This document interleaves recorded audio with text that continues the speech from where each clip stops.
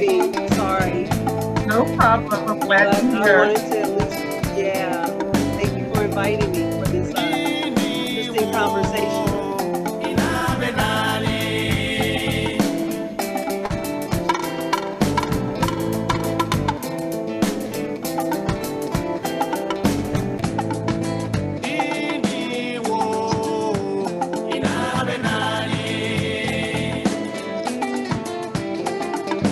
Hey, good evening. Everyone.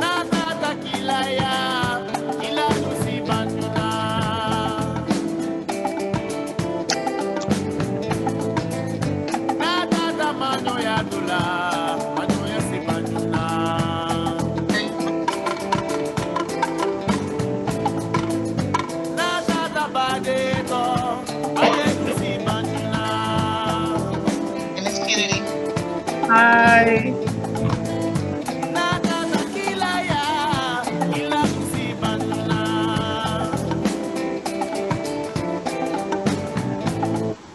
Are you there?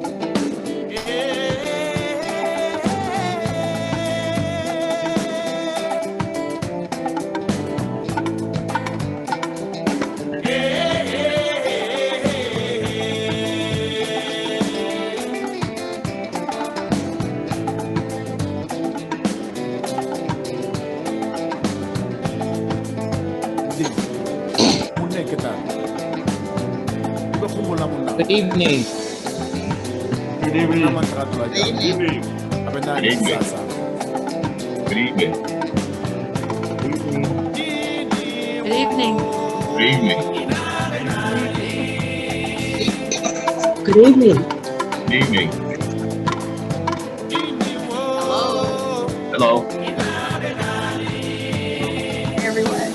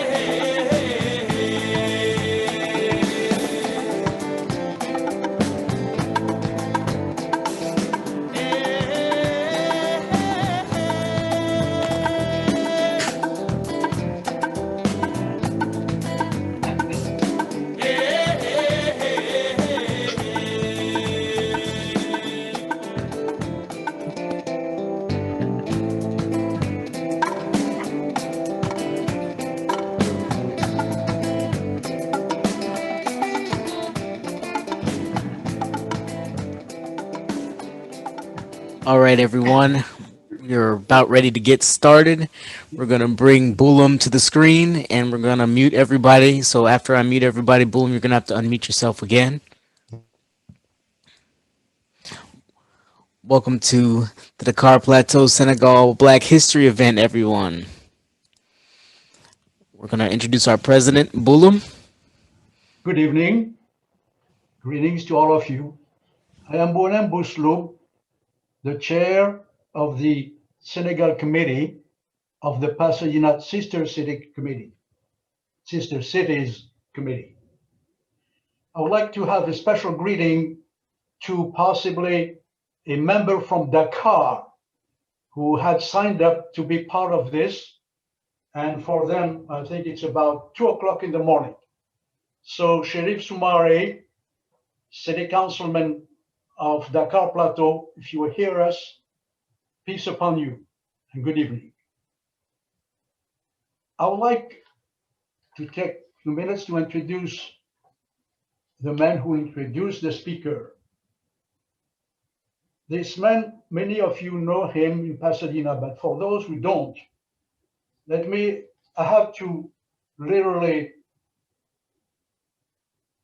sum up the equivalent of 4 pages of achievements and bio in just a few minutes. So please bear with me.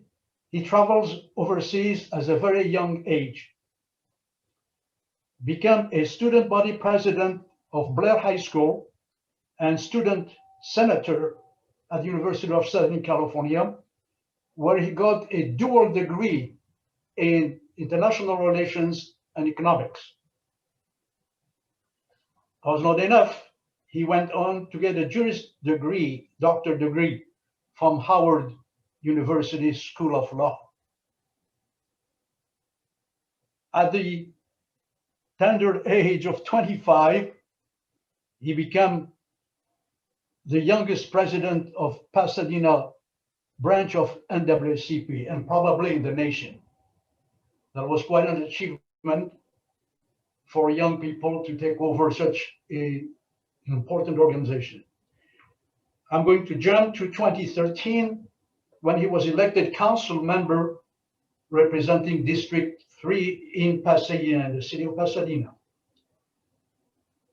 He served as on the finance committee. He's serving in the public safety committee, which he chaired for a long time. And he's also one of the 3 representatives of the city of Pasadena on the airport authority, Glendale, Burbank, Pasadena. There are 2 key achievements, among others, that I want to mention.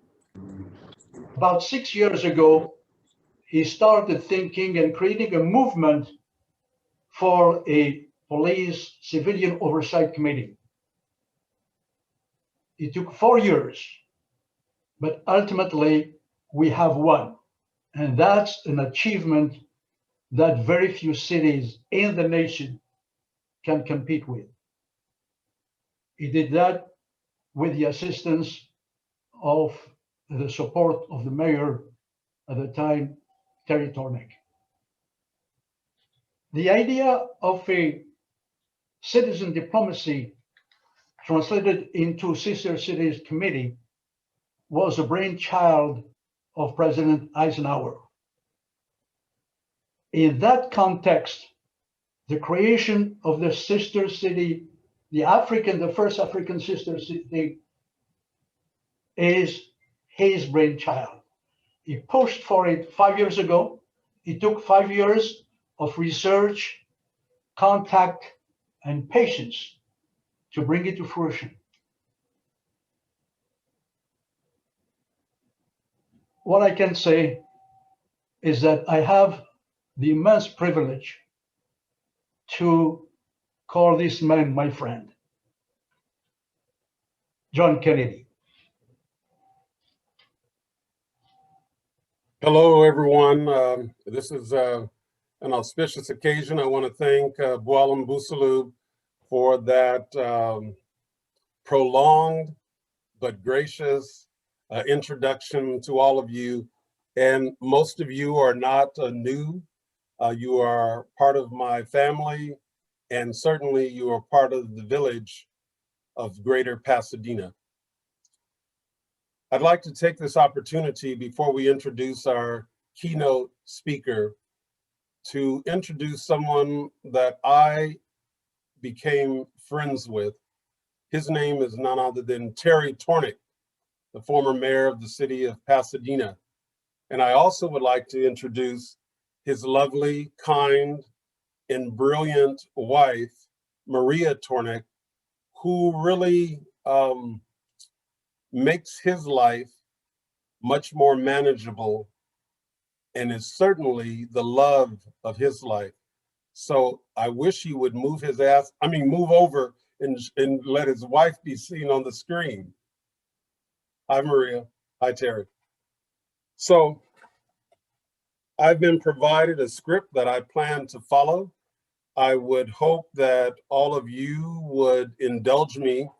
I didn't know until this morning that I was serving as the Master of Ceremonies for this part of the Sister Cities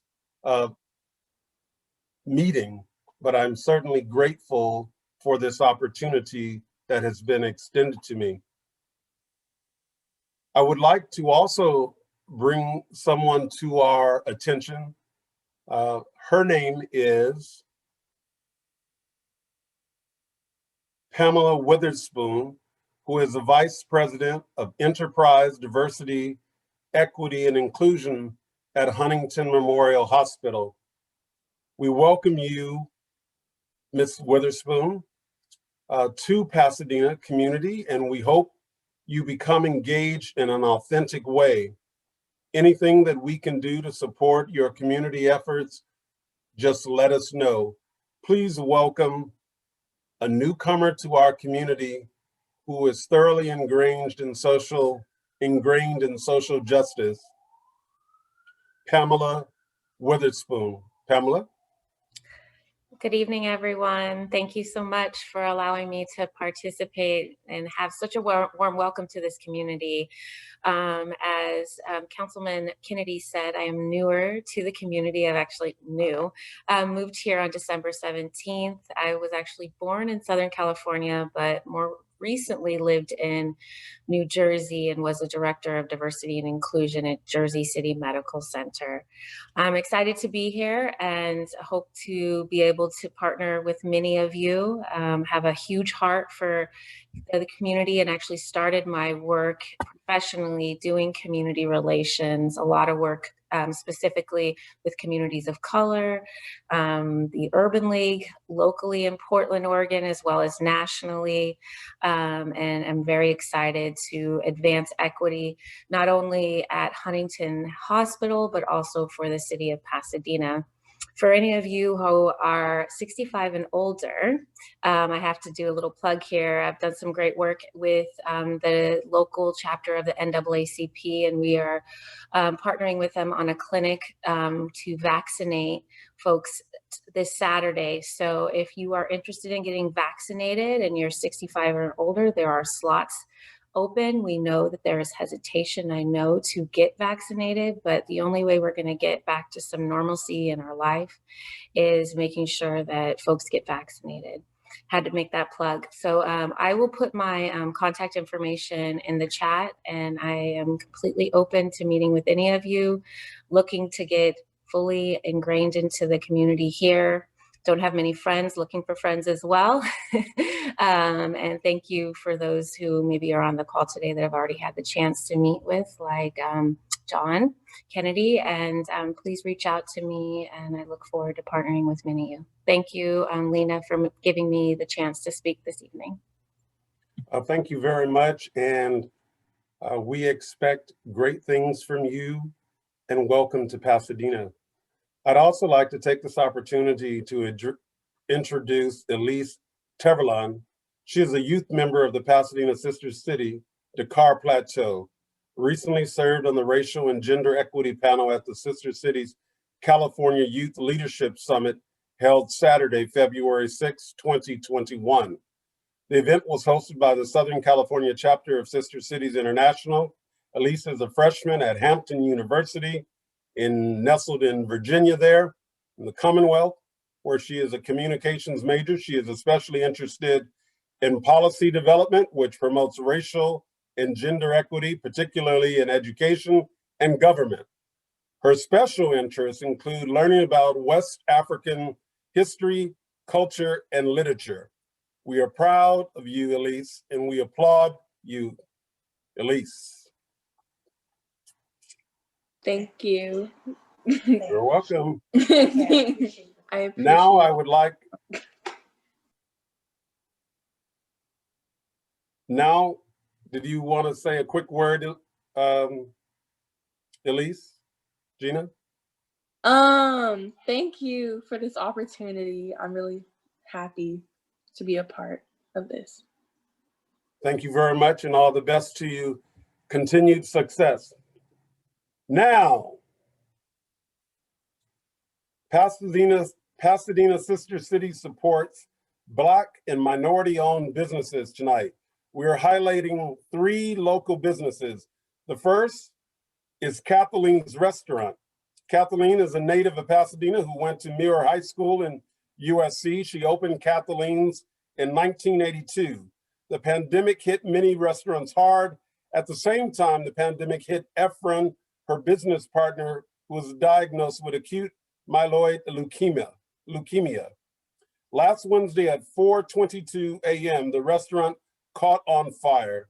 Security cameras showed a transient throwing incendiary objects into a bush. It caught the building on fire. With help from Pasadena Health Department, they were able to reopen over the weekend. It will take some time for the repairs. In the meantime, we're grateful that they've reopened, and we really would like you to show that your support for Kathleen's Restaurant on Lake. She's an extraordinary person. I've known her for about 34 years. Please take the time to frequent, visit, patronize Kathleen's Restaurant. Second, I would ask that O'Neill Chibas is shown.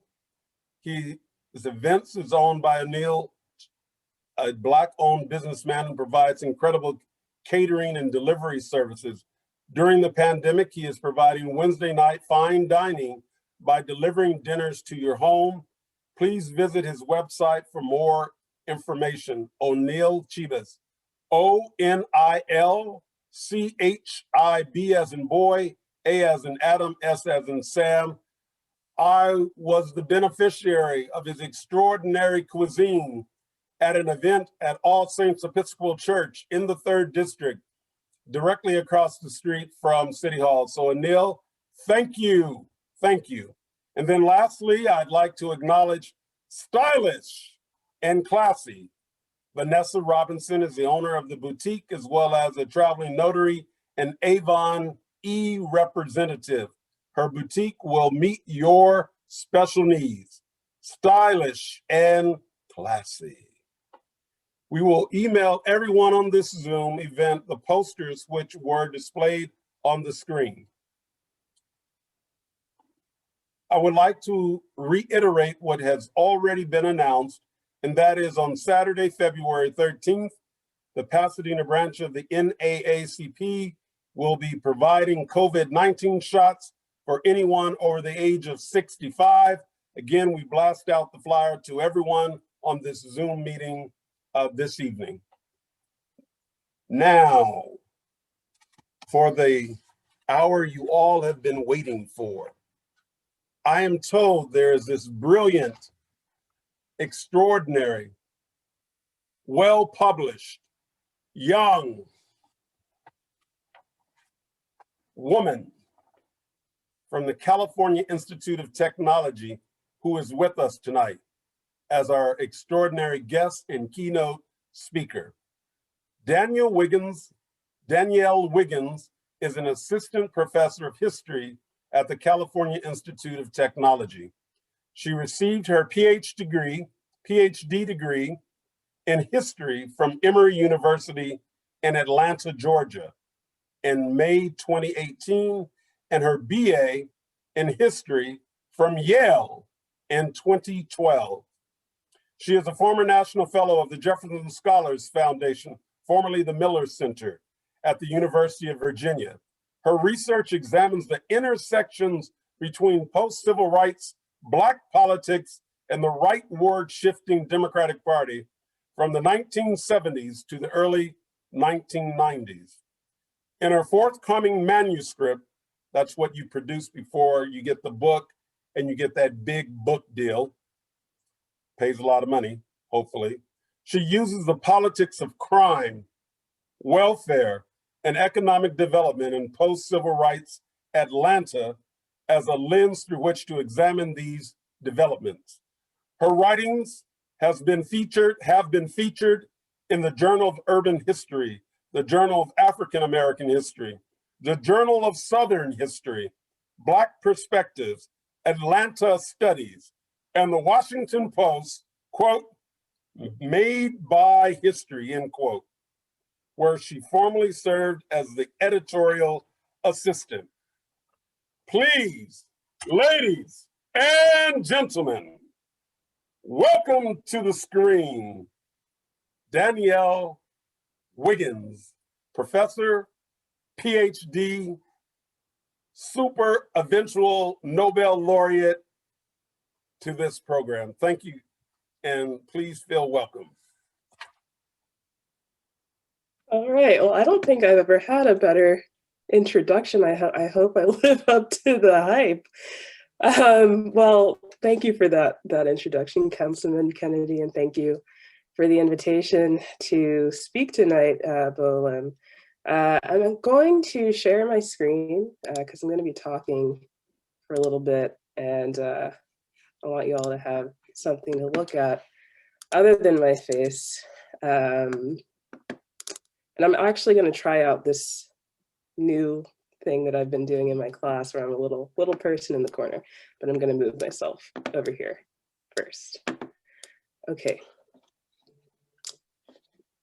So tonight I'm going to be talking to you all about African-American life and politics in the post-civil rights era, which is the subject of my research. And so I'm essentially going to be talking about the book project that I'm currently in the process of writing. I'm in the middle of it, basically. And you're really the first to hear the main ideas of the project as it stands right now, at least. So back to the topic at hand, which is the post-civil rights era. And the very first class that I taught at Caltech in the fall of 2019 was an advanced course, which was entitled, "Where Do We Go From Here? Post-Civil Rights African-American History." And on the first day, I asked the students to make a timeline of African-American history from when they believe it started until the present. And so I had them write the timeline on the whiteboard. And they started with 1619, which was kind of fresh on their minds because the 1619 project had just been published. And they marked a few other events, usually with a question mark next to the date. So there were things such as the Civil War and the abolition of slavery, Reconstruction, the NAACP being founded somewhere in the early 20th century. And then it was pretty quiet from the early 20th century until we got to Brown v. Board of Education in 1954, and then the Civil Rights Movement, the passage of civil rights legislation in the mid-1960s, and then Black Power kind of sometime in the 1960s. And then there was a silence, and it seemed nothing happens in African-American history between the end of Black Power, which I think they noted was around 1970, and the election of Barack Obama in 2008, which was kind of the thing that they were old enough to remember. And so I tell the story not to shame my students. In fact, I was excited that they didn't know a lot about post-civil rights African-American history because that meant that I actually had something to teach them. But I share this story to suggest that the historical narrative of the post-civil rights era is still very much developing. It hasn't trickled down into high school curricula yet. But even the people who were around in the 1970s and 1980s and 1990s perhaps struggle to identify the arc of the story, to make connections between key moments and figures, to tell the story of Black America after the legislative and cultural victories of the civil rights movement in a coherent way. And I think that's pretty hard to do when you've lived it, because your experience informs the sorts of questions you ask, and it shapes the things that you notice and the things that you don't notice. But I wasn't alive in the 1970s or the 1980s. So I think that I'm able to offer a unique perspective of this period from the perspective of someone on the outside looking in.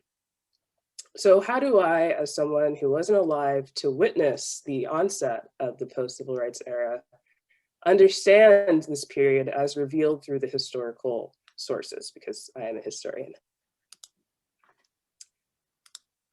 So first, I think we have to start with a question that I've been thinking about a lot lately, which is what even is the post-civil rights era? What does it mean to suggest that we are post-civil rights? And Wikipedia defines the period as the one as following the passage of civil rights legislation in the mid-1960s. So by this definition, and this is kind of a common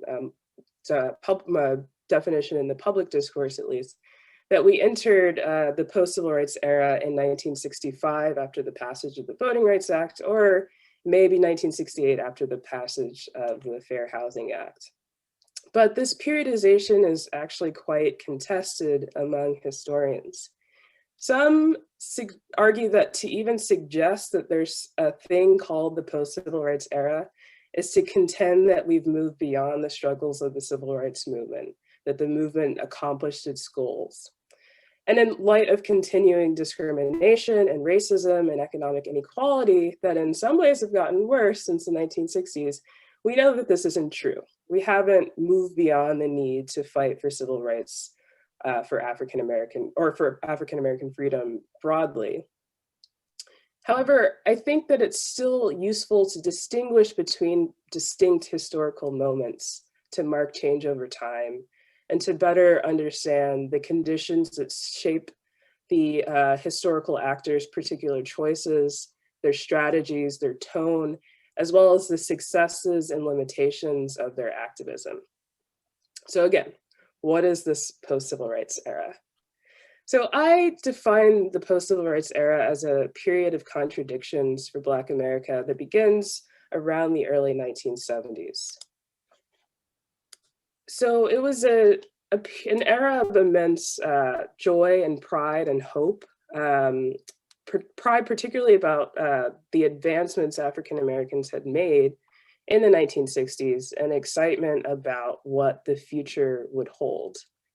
So the passage of the landmark civil rights legislation, beginning with the Civil Rights Act, continuing with the Voting Rights Act and the Fair Housing Act, this legislation weakened the barriers that kept African Americans as second-class citizens for decades. And this legislation challenged discrimination in public accommodations in certain parts of the private sector in education, employment, housing, as well as housing. And then it also protected and expanded political rights by removing barriers to voting that had been put in place to disenfranchise African Americans and other poor people in the late 19th and early 20th century. Furthermore, with policies like affirmative action and other strategies that sought to encourage the inclusion of underrepresented minorities, we see African Americans entering historically white colleges and universities, more African Americans just going to college in general, more African Americans being hired in the corporate sector and in managerial positions, and we see more Black representation in the private sector broadly. And so these practices of non-discrimination and inclusion really encouraged the expansion of the Black middle class in the 1970s. And here's a Time magazine cover that kind of focuses on this burgeoning social group. So, and then also after the passage of the Fair Housing Act, many African Americans began to leave urban centers where they had been kind of forced to live in the era of segregation, housing segregation, and they start buying homes in the suburbs. So we see the expansion of Black home ownership as well and Black suburbanization in the post-civil rights era. And so in this period, we see I'm speaking in present tense, but I should be speaking in past tense. We saw the gradual integration of African Americans into the political, economic, and cultural mainstream in unprecedented ways.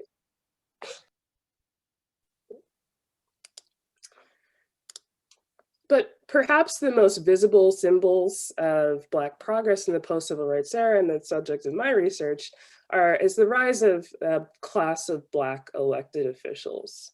So as African Americans begin to participate more freely and enthusiastically in the political process, a historic number of African Americans were elected to local office, to state office, state legislatures, and to Congress. So the Congressional Black Caucus, for example, was founded in 1971 as African Americans actually began to form a sizable group in the House. Yes, Coleman Young. And we also began to see African Americans at the grassroots level begin to more actively participate in the Democratic National Committee and the Republican National Committee as well, to a lesser extent. But the Democratic National Committee had reformed its policies after the 1968 Democratic National Convention, which was kind of a mess. But they sought to become more inclusive and encouraging of the participation of minorities and youth and women as well in national and state party apparatus.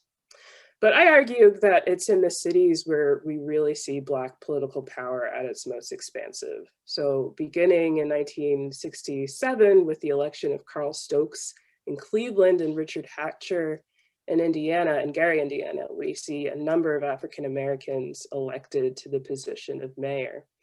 And then in this image here, you can see these were a class basically of Black mayors who were elected to lead cities, from Coleman Young in Detroit to Tom Bradley here in Los Angeles, and then Maynard Jackson in Atlanta, which is the city that I examine in my research. And these mayors, they really embodied the progress that had been made since the 1960s and the promise of what was to come in the future.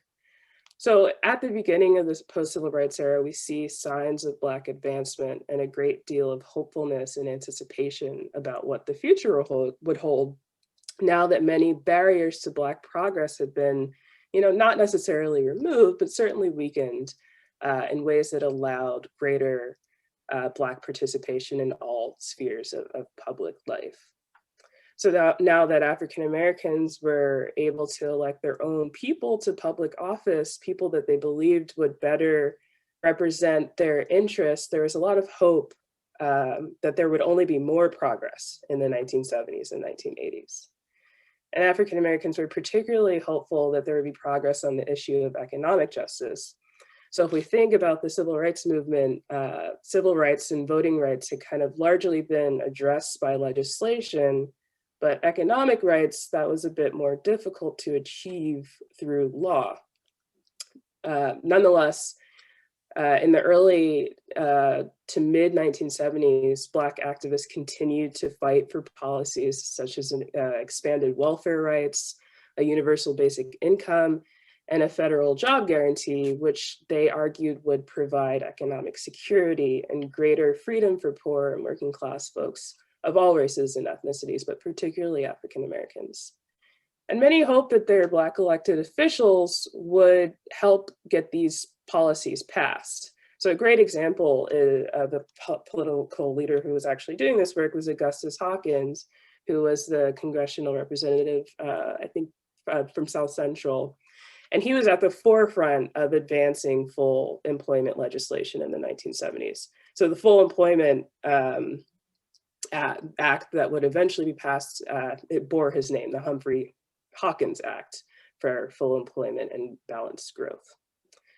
And then on the local scale, residents of Black-led cities were really hopeful that Black mayors and city council members would at least shift the governing priorities of cities that had historically pursued economic growth at the expense of redistributing resources to poor and working class residents.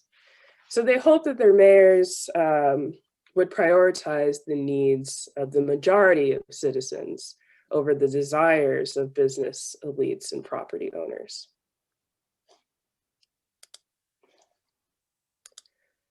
But at the same time that we see African Americans making advancements in politics in particular, there were political and economic shifts that were occurring at this time that would ultimately undermine many efforts toward continued progress toward equality.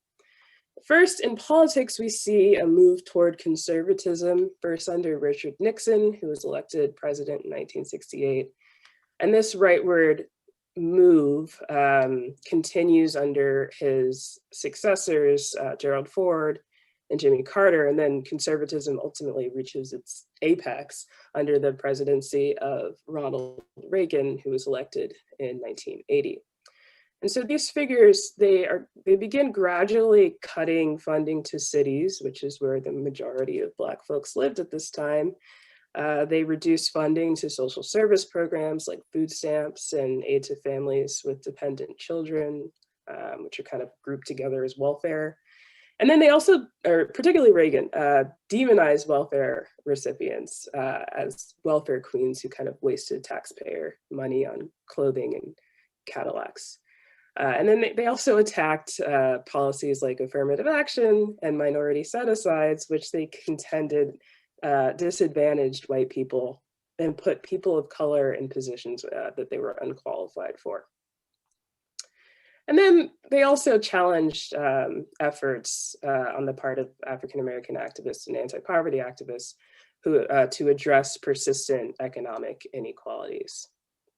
So while during the civil rights movement, Black activists were able to compel the support of moderate presidents like Republican Dwight Eisenhower and moderate Democrats like John Kennedy and Lyndon Johnson, by the 1970s, they no longer had sympathetic allies in the White House.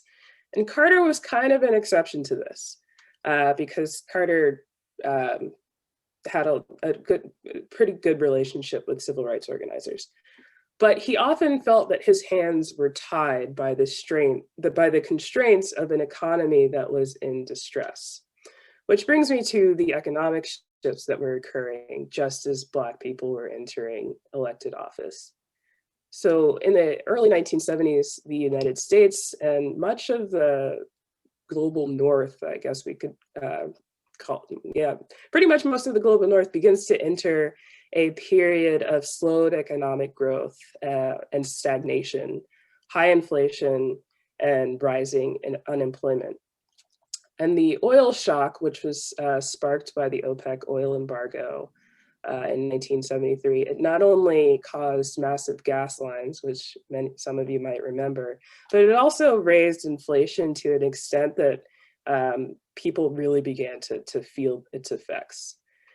And so the oil shocks, it signaled to many that the post-war economic boom was coming to an end. And then the second oil shock in 1979 signaled that it had definitely come to an end. So it's really important to note that the classical phase of the civil rights movement took place during a period of consistent economic growth and a sense that the economy would continue to grow. So there is a belief among many white liberals and moderates that there would be enough room for African Americans, for women, and for other minority groups, such as immigrants, who are also increasing in number after 1965. There is a belief that there is enough room for them to be included into full American citizenship.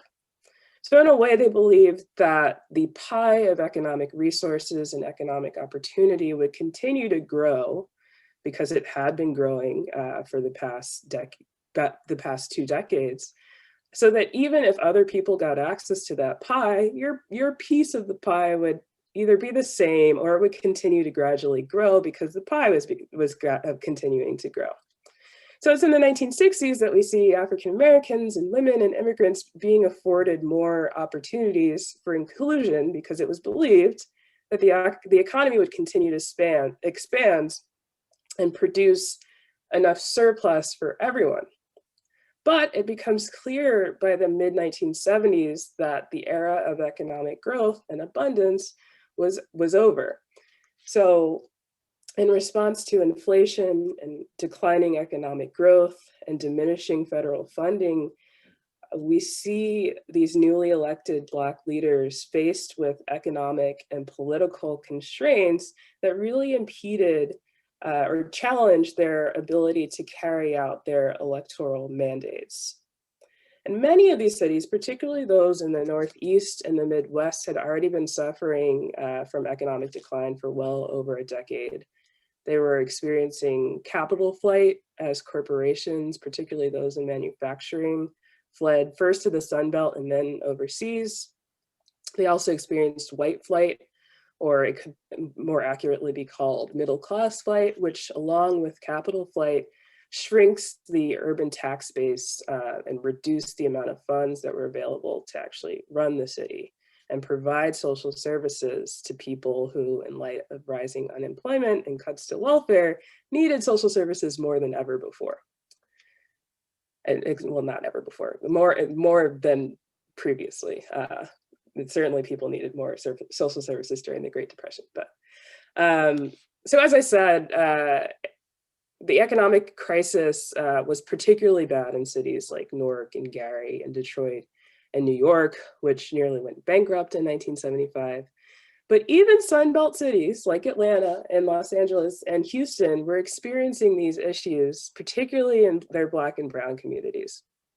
So we see that by the mid-1970s, Black politicians and activists are working on a political and economic terrain that is distinctly different from that of the 1950s and 1960s.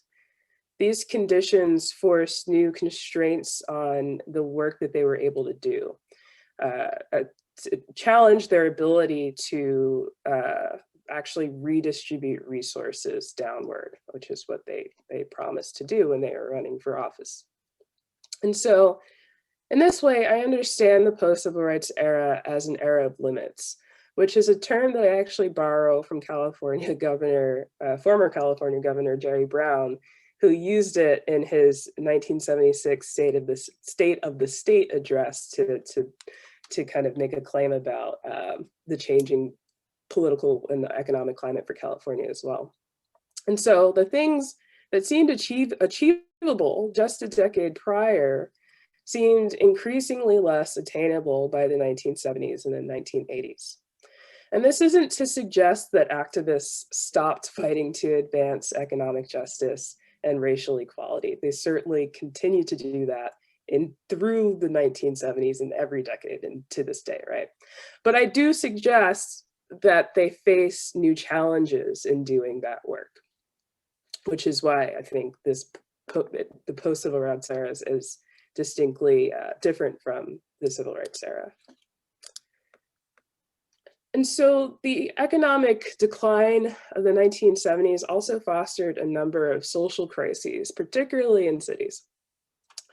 Beginning in the early 1970s and then continuing into the 1980s, there were rising rates of crime as cities, as the increasingly desperate were kind of engaging in property crimes like burglary and robbery and larceny, to get items to resell or to fund drug addictions, which are also on the rise, or just to feed themselves and their families. And then the frustrations of unemployment and poverty also manifested in escalating rates of violent crime. Atlanta actually gained the nickname of the murder capital of the USA in 1973, while New York was called Fear City. But rates of violent crime and property crime were rising in cities across the country, really cities across the world. This was also a problem in places like London as well. And newspapers and nightly newscasts would constantly report about muggings and burglaries and heinous violent crimes. And consequently, there was also a rising fear of crime, particularly in Black communities where people were overrepresented among both the victims of crime as well as the perpetrators. And then the post-civil rights era also witnessed an increase in the social instability, particularly within the Black family as it was identified. So by the late 1970s, Black social scientists were beginning to claim that the Black family was in crisis as the number of single female-headed households and pregnancies among unwed teenagers began to increase pretty steadily. Eleanor Holmes Norton, she contended that the burgeoning crisis of the Black family was our worst crisis since slavery, Black America's worst crisis since slavery. And of course, this discourse wasn't new. The supposed breakdown of the Black family had been a target of public policy after the release of the Moynihan Report in 1965. And the Black family had been kind of situated as a problem since slavery, arguably. But in the 1970s and the 1980s, commentators perceived that the problem was getting much worse, that it was different from the sort of family instability that had been present decades prior. And they argued that the Black family breakdown was rooted in unemployment, particularly among Black men, as well as the increasing incarceration of Black men as well, because by the time that we get to the 1980s, mass incarceration will also be one of these crises that is undermining Black community stability. And so Black leaders kind of understood the crisis of the Black family, as they would call it, as both a symptom, but also a cause of increasing poverty and inequality. So with rising rates of crime and rising rates of fear of crime, the increasing instability of the Black family as a unit, and widespread joblessness that was at the root of both of the former crises, there was a great deal of apprehension and uncertainty among African Americans in the late 1970s, which I think is reflected on these Ebony magazine special issues. And this is just a selection of 3. There were constant articles about the internal threat really within the Black community. And so while during this civil rights era, the future of Black America seemed to be one of upward advancement. I mean, there were obviously crises in its own way in the civil rights era. In the future in the post-civil rights era looked less certain, and life for many African Americans seemed less secure by the 1980s. So it's in this way that I suggest that the post-civil rights era can be understood as an era of anxiety about the future of Black America.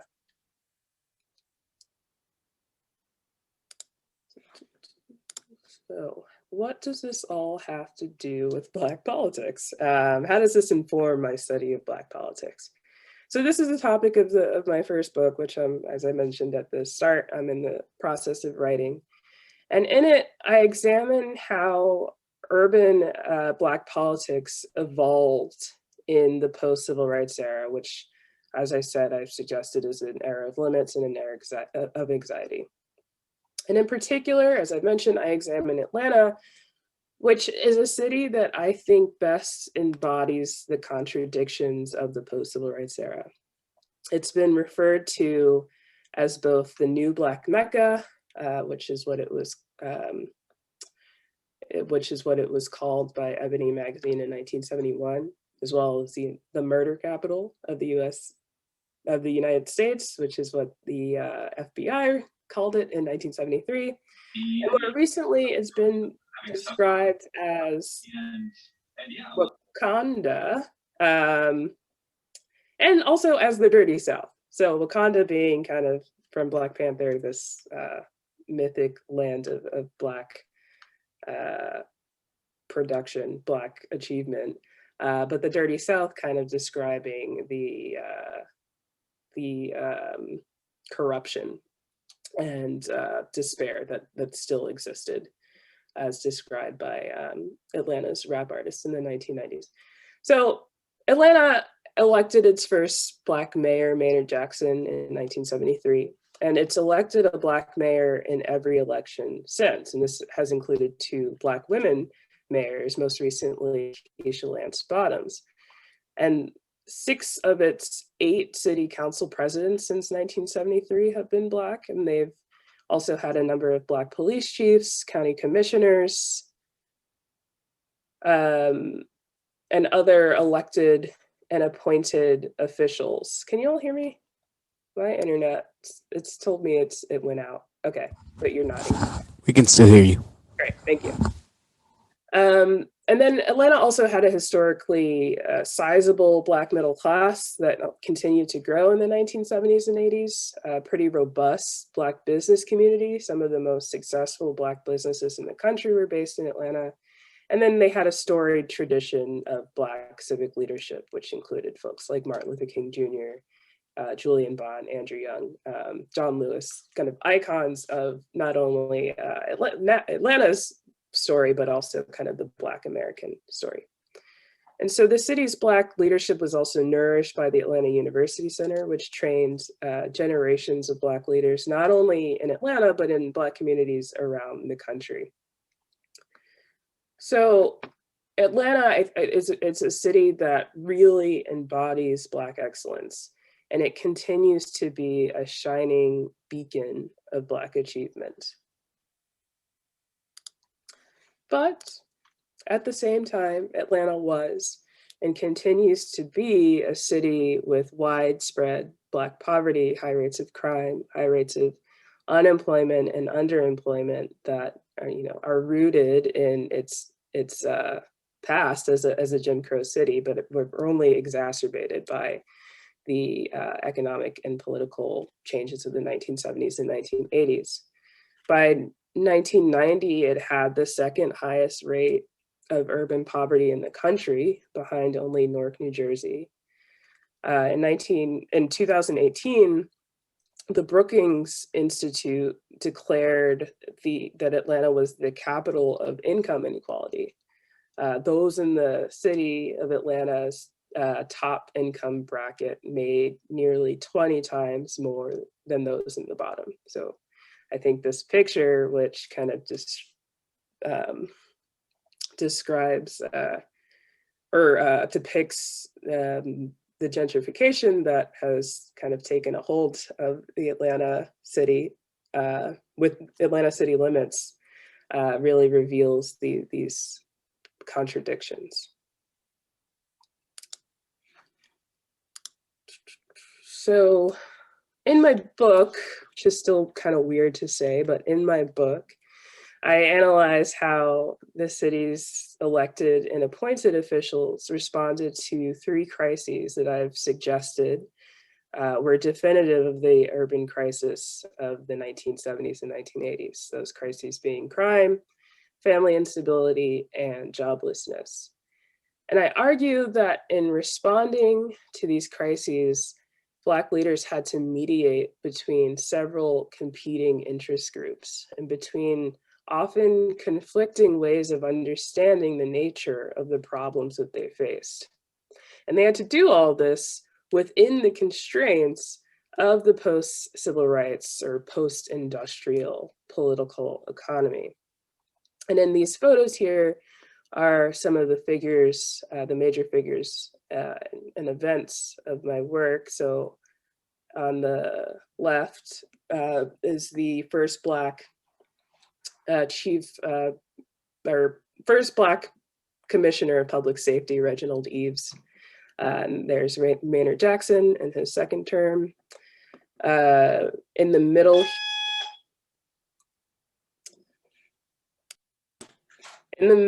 sorry, I'm having a package. I'm having new glasses delivered, so I'll actually be able to see the screen better soon. Thank you. So in the middle there, we see a march, which was during the crisis of Atlanta's missing and murdered children, during which at least 30 children and young adults, all Black, all male but two, were kidnapped and murdered between 1979 and 1981. And then on the right, we see welfare rights and anti-poverty activist Ethel May Matthews, who was protesting austerity at the Georgia State Capitol in the 1980s. So I contend that, I'll move my little body over so you can see that. I contend that the city's Black leaders found a middle path through these competing interest groups. Thank you. And within the constraints of the era of limits, through what I describe as the politics of Black excellence, or the politics of excellence.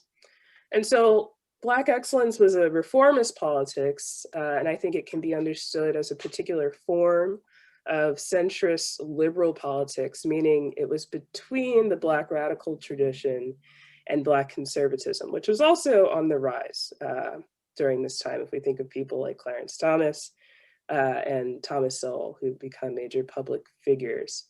And so the liberal proponents of Black excellence, they acknowledged the structural and institutional foundations of crime, of family instability and unemployment. And they recognize the continuing significance of racism, discrimination, and economic exploitation. And this is what distinguished them from Black conservatives. But unlike Black radicals or even more social democratic or progressive liberals, they kind of accepted many of these inequalities as a political and economic reality that they didn't have the power to change given the limitations of their positions as mayor and given the constraints of the era of limits. So while they would criticize the sources of inequality and decry racism and discrimination and exploitation in the lives of Black people, often their more substantive critiques were of Black people themselves. So in my book, I show how they engaged the urban governance policies that were kind of available to mayors at this time. So that's pro-growth economic policy, the expansion of the police force and the rationalization of urban criminal justice systems.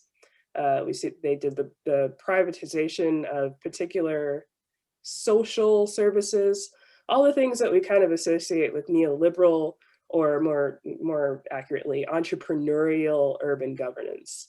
So we start to see in the 1970s and 1980s, cities, not only in the United States, but kind of world capitals around the globe start to function as growth machines.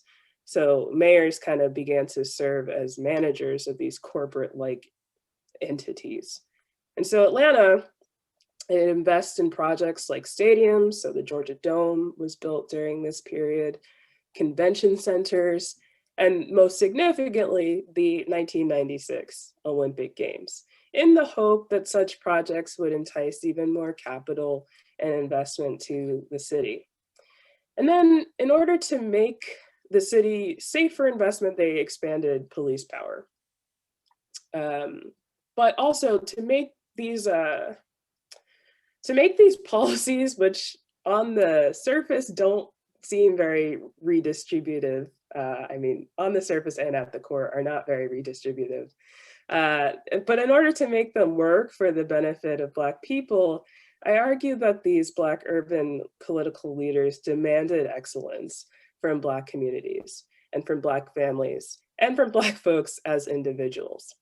And by excellence, I don't only mean achievement, but I mean self and community reform, a constant striving for improvement. So in addressing the issue of crime and family instability, they sought to use policy tools that were available to them to both encourage and impose excellence onto poor and working class Black families and communities. And then in addressing the issue of joblessness, they promoted job opportunity programs and Black entrepreneurship programs that necessarily required excellence from the people that were seeking to benefit from those programs. And of course, there's nothing wrong with excellence or achievement, and I'm not suggesting that these leaders should not have been encouraging the citizens of their cities to achieve great things or to get a good education, to open a successful business, to build strong families and strong neighborhoods. That is all fine and good. But I do think that we need to consider the cost or the limitations, more so, of this demand for Black excellence, which is kind of an ironic thing to do during Black History Month, which is a time in which we celebrate Black excellence. But I am an academic, I'm a historian, and my job is to reveal the foundations and implications of the concepts that we kind of take for granted today. So I think that we should always celebrate Black achievement when we can, but we should not require it. So the politics of Black excellence become problematic when these policies seek to force African Americans to improve themselves or reform their communities and their families in order to attain certain rights or benefits or privileges that should arguably be universal to all citizens, regardless of your comportment or your status or your education or whatever. So suggesting that Black people need to change themselves in order to access what they need to survive, or to suggest that socioeconomic problems such as crime or poverty are rooted in the choices and the behavior of Black people and can be changed by the choices and the behavior of Black people. This is a troubling road to go down, in my opinion. And I think the resources suggest the historical materials suggest the same thing. And I think that this is really well encapsulated in this 1979 quote from Jesse Jackson, who's also a figure that I examine in the last chapter of my book. I look at his 1984 and 1988 presidential campaigns, which I think kind of reveals the Black excellence and tension. But he stated before an audience of Black youth who were part of his Push Excel program, which is actually the Push to Excellence program, he stated, quote, "Racism and powerlessness as a practical matter require greater self-control. We must be sober while they are drunk. We must be serious when they are playing. We must be educating ourselves while they are entertaining themselves. We must be awake when they are asleep." And on the surface, this sounds quite inspiring. It's like a call to be great, even though it's hard to be great. It's hard to achieve this in the face of oppression, right? It kind of reflects the, you have to be twice as good to get half as far kind of logic that I think Black people are often told when they're growing up. But I think that if we really think about it, that this is a call for African Americans to strive for perfection, essentially. And perfection is really an impossible standard to live up to. There's really not a lot of room for error if we were to live by this quote. It's really suggesting that there's not a lot of room in the politics of excellence to be human. You kind of have to be superhuman, right? And I think that that's unfair to demand from Black people. Yet such suggestions were at the core of centrist Black democratic thinking about crime, about welfare, about unemployment and poverty. And it's not always obvious. They don't really use the phrase Black excellence or excellence to describe their policies, at least not until recently. But my research, it reveals that these notions of excellence, this demand that Black people achieve, that they improve, that they strive for perfection because they have to survive, it's often there at the core. And I think such ways of thinking became increasingly central within the Democratic Party broadly as they started to kind of think of new ways of addressing issues of poverty and inequality. So in my manuscript, I argue that the politics of excellence has kind of become a central political strategy and ideology, not only of post-civil rights Black politicians, but also of the Democratic Party broadly. And I think we've seen it adopted by many of its most prominent members who acknowledge the structures of inequality and increasingly employ terms like structural racism or implicit bias or white privilege, and even intersectionality, but still also call for Black people and other marginalized groups to be better, to work on themselves, to try to be Black excellence in response to these realities. And I think this is shown to be kind of a limited approach to actually improving the conditions of Black life. And I guess in conclusion, I'll say that I do think, I do think that the politics of excellence has kind of been challenged by the movement for Black lives, which has suggested that excellence is not enough to keep Black people from dying from the policies that many of their leaders, their Black leaders, have enacted. And I think that the ways in which people are starting to, or have been questioning the ways in which Black people have been asked to shoulder responsibility for improving themselves rather than the systems that lead to Black death, I think that this is kind of a turning point, discursively at least. And so perhaps with the emergence of this movement, we're moving into a post-civil rights era. I don't know what that would look like, but I do perhaps imagine that it's a moment in which we and our political representatives seek to transform not Black people, but rather the structures that continue to subjugate Black people. And so with that, I will stop talking and I will allow questions. So thank you all for listening. Okay, can you hear me okay? Yes. Fantastic. We want to thank Professor and Dr. Wiggins for her consciousness and research and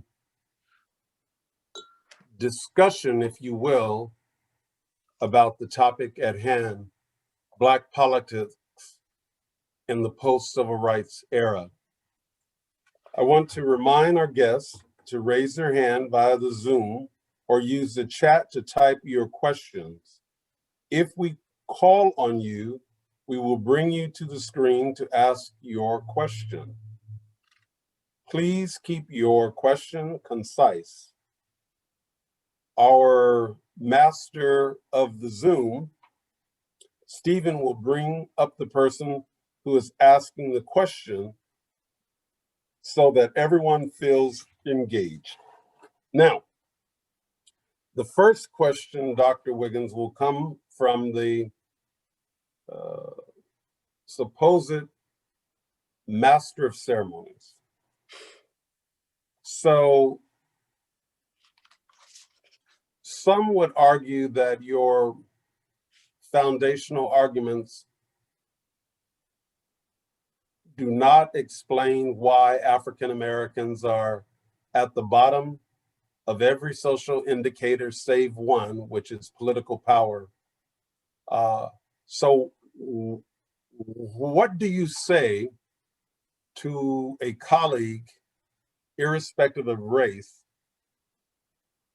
Why is it that African Americans who have achieved political power still remain at the bottom and may be regressing as it relates to economic development and equity on the economic level in our country and in society, whether it's in the United States or any place where a significant number of Black people exist in the world?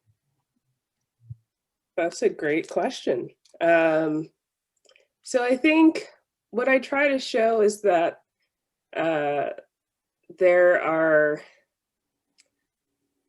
shifting economic and political changes in the 1970s and 1980s that exacerbate inequality and have expanded the wealth gap for everyone.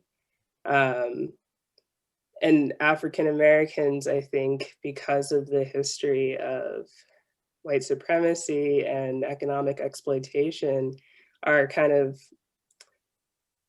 especially harmed by the economic changes that have occurred, particularly kind of, how do I phrase this?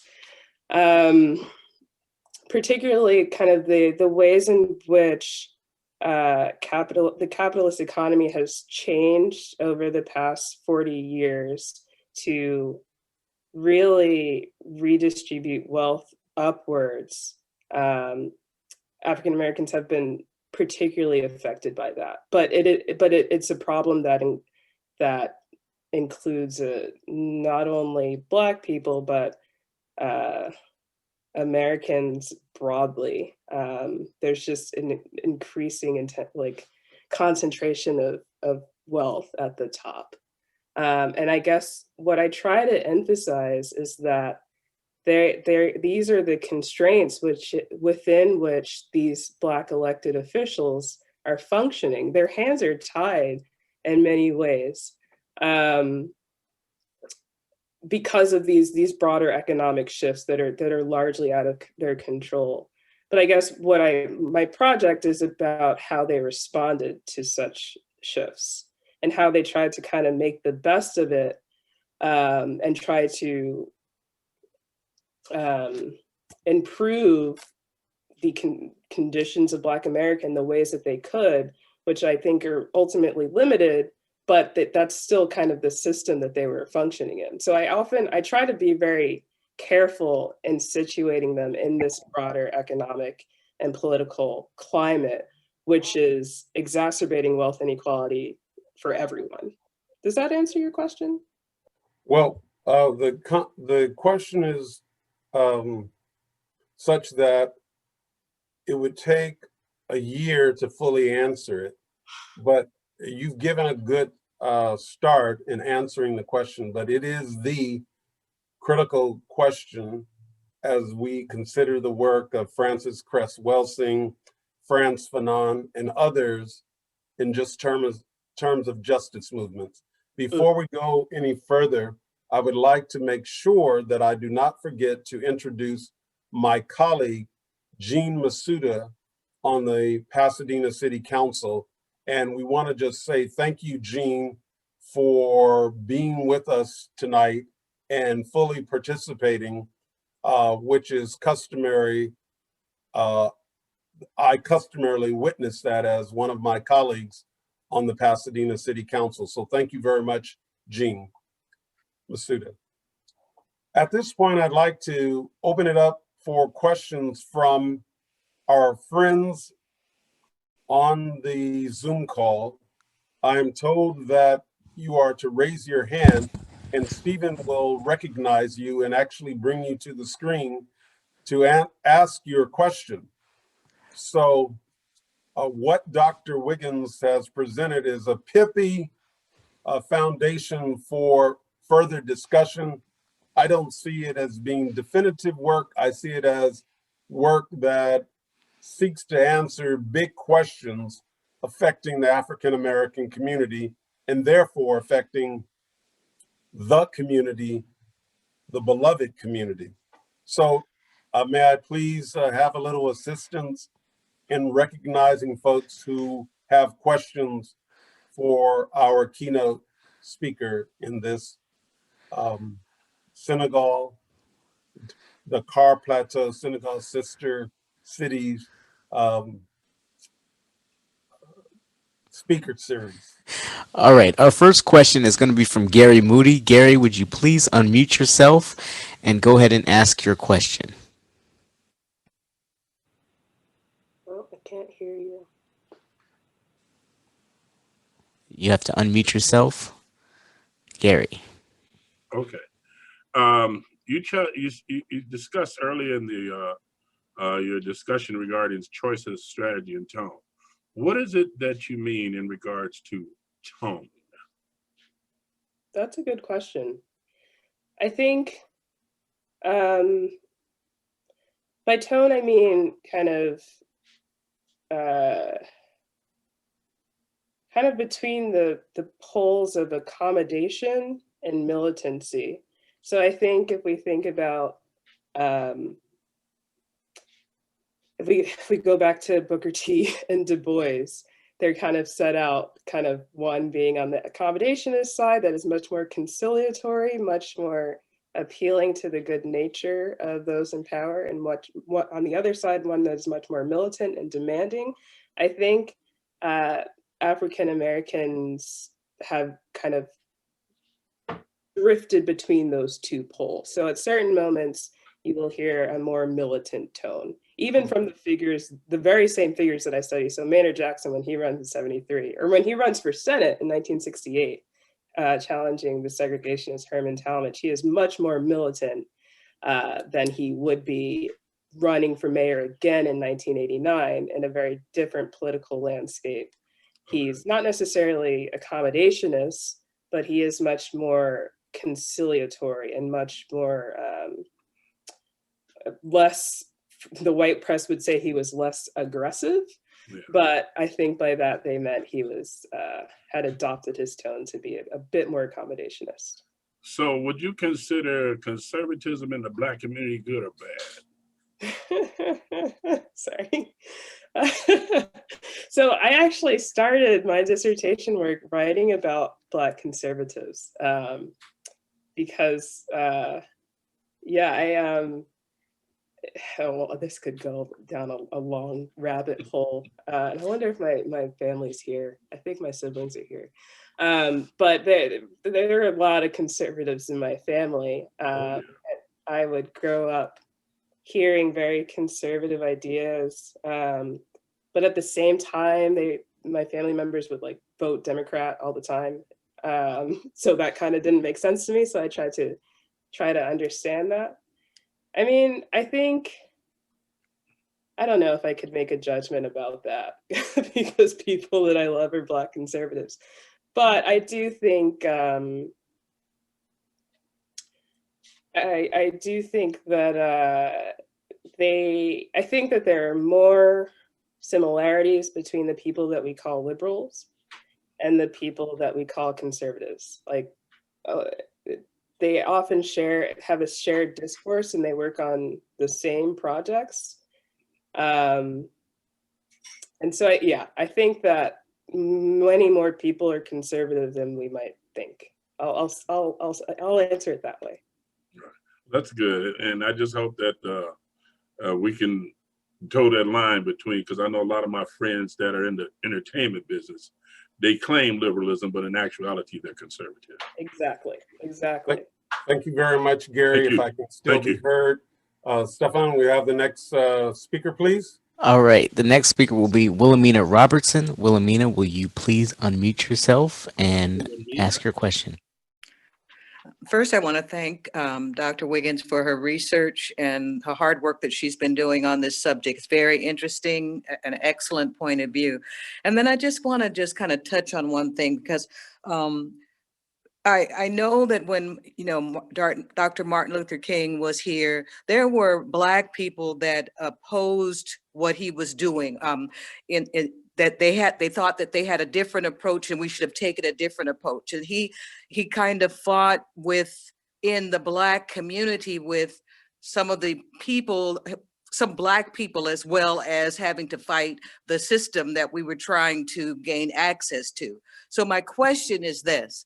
So in your research, did you come up on the impact, or did you come up on Black political corruption or Black politicians that went into office and then possibly hurt the Black community? I mean, was it all coming from the outside, or were we doing anything to ourselves? Does that make sense? Mm-hmm.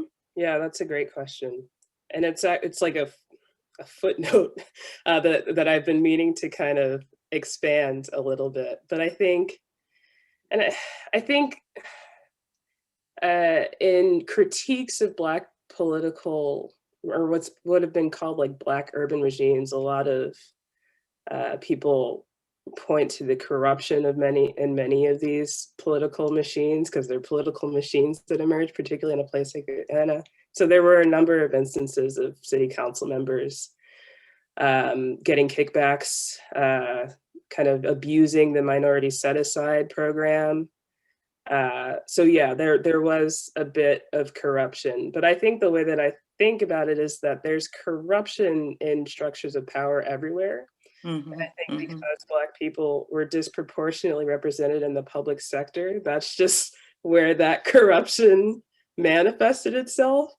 But in the private sector, which is just like predominantly white, corruption exists there as well. So I think because Black people were not limited to the public sector, but that's where they're most present. A little like corruption kind of emerged because that's how power works. So, thank you. Thank you very much, Ms. Robertson. The next question, please. The next question will be from Shar Bland. Shar, would you please unmute yourself and ask your question? Absolutely. Thank you so much. Dr. Wiggins' excellent presentation. The walk through history in the 70s was something I personally experienced and was able to see the value of affirmative action in place. And we had Prop 16 affirmative action on the ballot in November, and it failed. And I just wanted to just kind of get your thoughts on that, why that might have happened. You may not know that as a professor, but kind of where we're at with that. And in 2021, and as we move forward, how valuable that might have been to be in place today.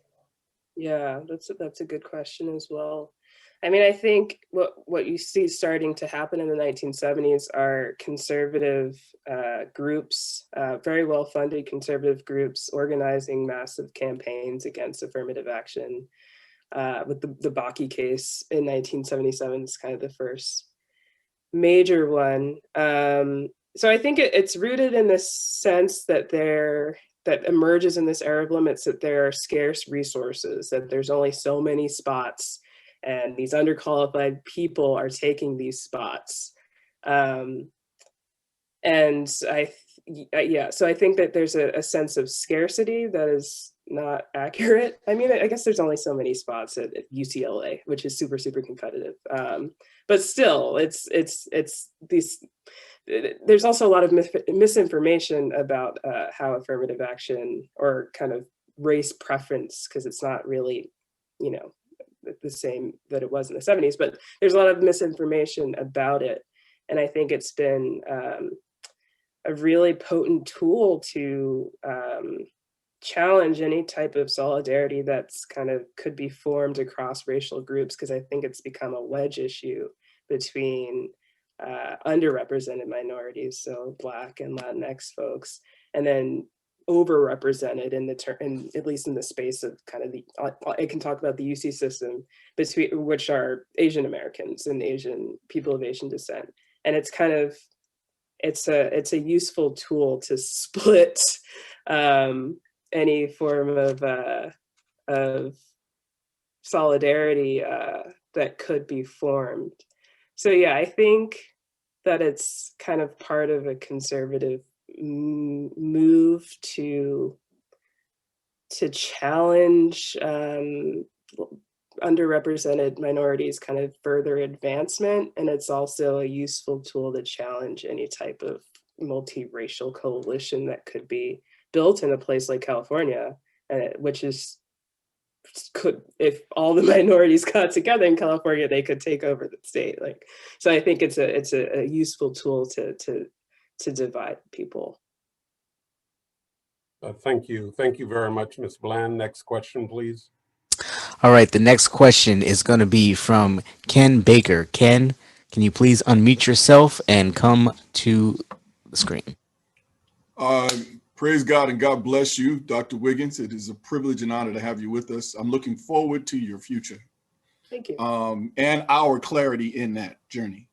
With that said, I have a particular value for the struggles and the striving for the African journey throughout the diaspora. One in which comes from great civilizations of kingdoms to a place in which we find ourselves in the greatest land on earth as slaves and still rise above. The context being that there is something that's within us that allows for us to demonstrate, excel in a way that we pursue excellence because we have this sense of being better than what other people would suggest that we are.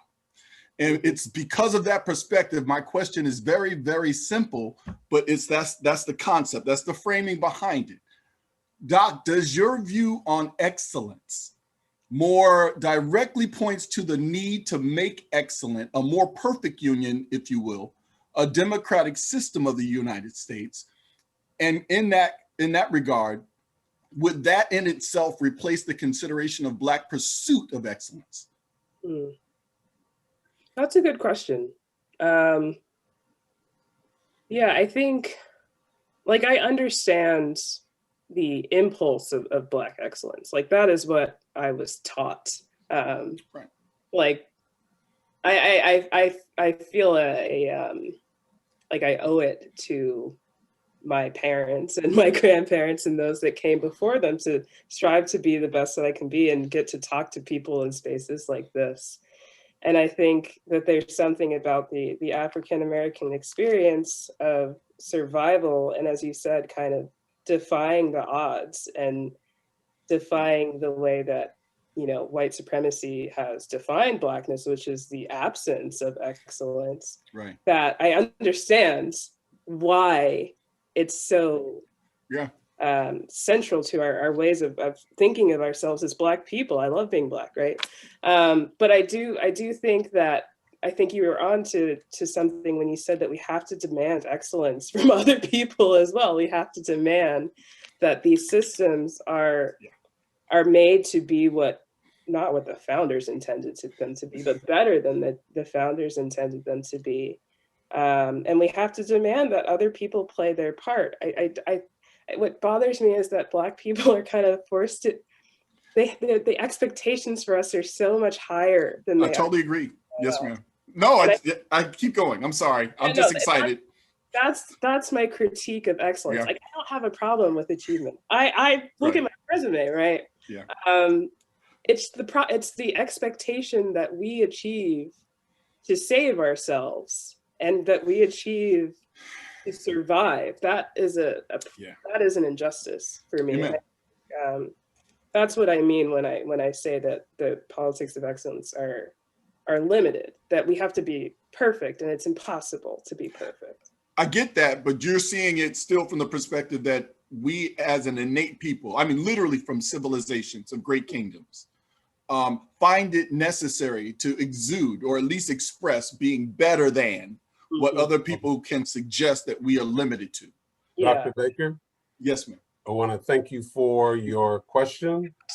I will entertain one last question. And Stephen, will you please, thank you. And can you please bring the last question for the evening?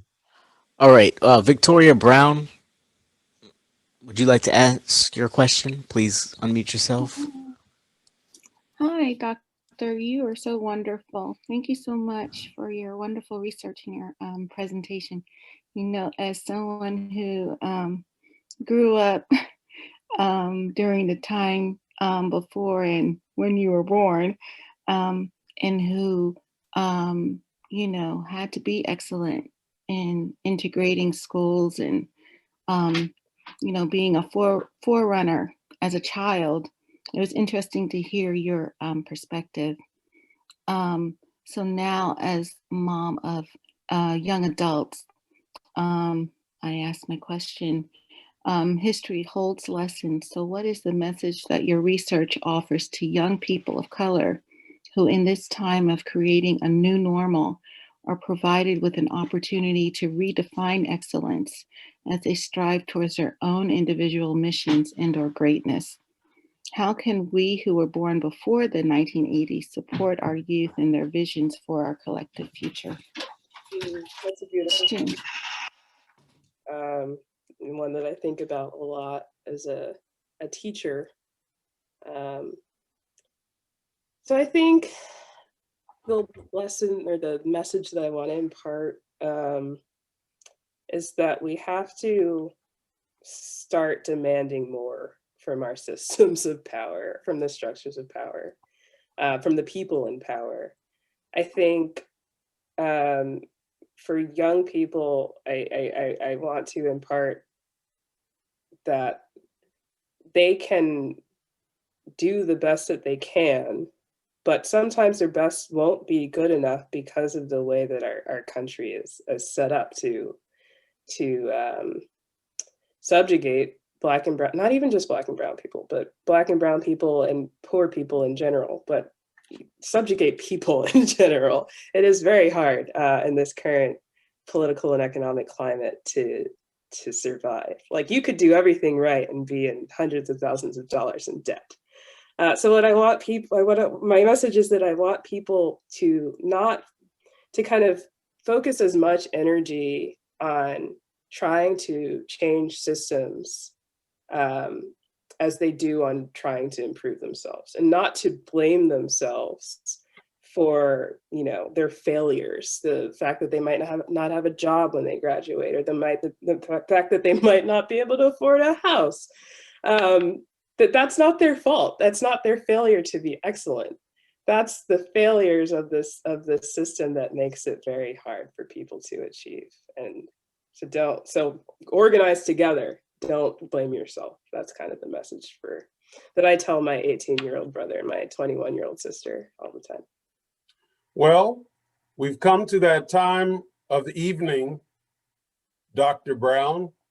Thank you for that question, where we are about to say goodnight. But before we say goodnight, I want all of us to thank Dr. Wiggins for her insightful presentation. Thank you. That adds to the richness of our discourse.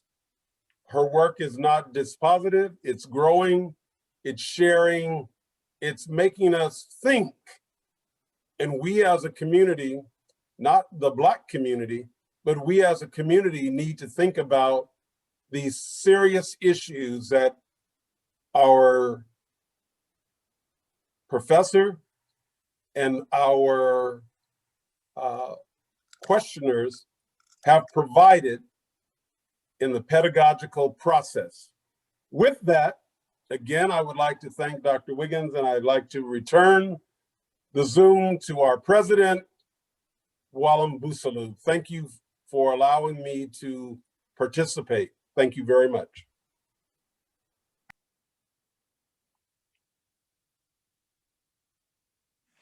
Bulam, you have to unmute yourself. Good evening. Thank you very much, Dr. Wiggins, for your wonderful presentation. And as Councilman John Kennedy said, we are going to think, and hopefully think hard together. For me, there is a concept of togetherness that is vital. And I wish would have time to discuss it further. John, thank you very much for your wonderful emceeing. You are used to that, so thank you. And thank you for everybody for the time you spend with us. I hope we have made some progress by seeing an era that is too close to us to understand it. And we can think further. And on these words, unless somebody has something to say, we want to say goodnight. And until the next meeting. Thank you, everyone. And good night. Thank night, you. everybody. Thank Good you. night, Very John. good presentation. Thank you. Good night. Good night, everyone. If you like to stay on and mingle and network for a little while, you can do so. We're going to play some music in the background. Hi, Juanita Hamilton. Hi. Hi there. Hi, Lena hi, Kennedy. Jackie DuPont Walker. Hi, Hi, John Kennedy. Hi, Tammy Silver. There's Lena. Hi. Lena. Hi, everybody. Hi, Terry Turner, former Mayor of Pasadena, Maria. Hi. Hi, Lena. Great program. Thank you. Wonderful. Yeah, great program. Good. Really good. Good seeing you, Mayor. Very, Hi, very Catalina. provocative. Whoa. Excellent program. Hi, Lena. It was excellent. Hey, the great lady. Hi, Jane Masuda, Honorable Jane Masuda. Nice to see you. Hi, Mrs. Masuda. Lena, she heard everything. She was just sitting in the back here. Okay. It was a pleasure having you, Jean. Take care. Good night. Hi, Virgie. Thank you, all of you on the line. Hi, Catherine Higgins. Catherine, thank you for coming. Thank you, Lena. Thank you so much for the invitation. Thank you. All right. Hi, Cynthia Roy. Thank you. And good night. This is wonderful. Cynthia, we love Stephen. Dina, thank you 1,000 times. Oh, you're welcome. I really. Dr. William. Good night, Lena. Good night, Char. Hi, Char. Hello. Char was elected as a delegate for the 44th district. Oh, congratulations. Congratulations, Star. Thank you for your votes. I appreciate it. Congratulations, Tommy, Star. thank you for being Hi, here. Elizabeth. Hi, Lena. Hi, everybody. Dr. Dorothy Bell Webbers. Hello, Dr. Dorothy Bell Webbers. Hello, how are you? Where's Dr. Roberts? Good night, Miss Lena. I'll see you tomorrow. Okay, bye, sweetie. Hi, everyone. Wonderful presentation. Oh, that's good. Thank you for this, Lena. So glad to be here. Oh, thank you, Ann. Ron is keeping us in touch. I'm out here in your neck of the woods for a while now. So, and I hope you're finding something. Thank you. Take care. Okay, bye, Ann. Bye-bye.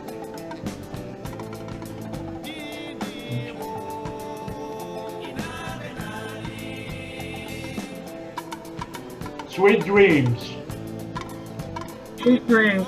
Hi, Carla Boykin, our education chair for the and on the board of Sister City. Hi, Lena. Pamela, thank you for being on today. Thanks for the invite, Carla. I'm glad you could make it, Shirley. Glad you. I know you learned something because that was Absolutely, absolutely. Yes. It was a blessing. Thank you. And you have a great rest of the way. You too. Good night. Night. Oh, and thanks, Stephen Roy, our tech person, our DJ and tech. Thank you, Stephen. Great music. You're welcome. You're welcome. And you mastered that. You. Hello, Aisha Randall. Miss Chocolate Story Time. Oh, hi, Aisha. Hello, Aisha. How are you? Hi, Darlene Hampton.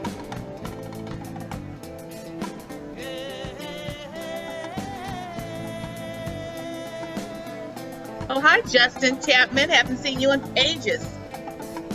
Hope all is well. Hey, Justin, where are you? Hiding behind your phone? Yeah. Yeah, I guess I had interviewed Dr. Wiggins, and the story was supposed to come out yesterday, and it got delayed, and then it's supposed to come out today, and I don't know what happened. So Andre said it's going to run tomorrow. Oh, good. Great. Oh, I thank you for being a good friend to us. Absolutely. Yeah. We consider you our spokesperson and official. All right, Lena, I'm going to sign off, but connect with me because you keep trying to get in touch with me, and I give you some dates, but it just haven't been working out this week. But Okay, so I'm let's, available. let's talk tomorrow. If you're, I just have to get through this. Yes. Okay. Okay. Thank you, Carla. All right. Night. Bye. Good having you on board. Well, I think are we the last? Thank you, Bullen, for such a great program. Thank you. Thank you for your support. Thank you for all the work you did. Well, teamwork, everybody. Well, it was a team, truly a teamwork of a huge, immense dimension. Hi, Denise Jones.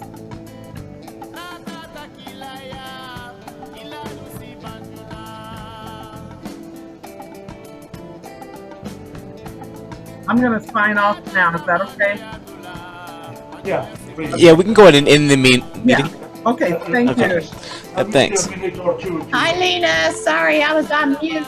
Oh, that's okay. Hi, Denise. Just wanted to say hello. All right. Glad to see you. Good to see you.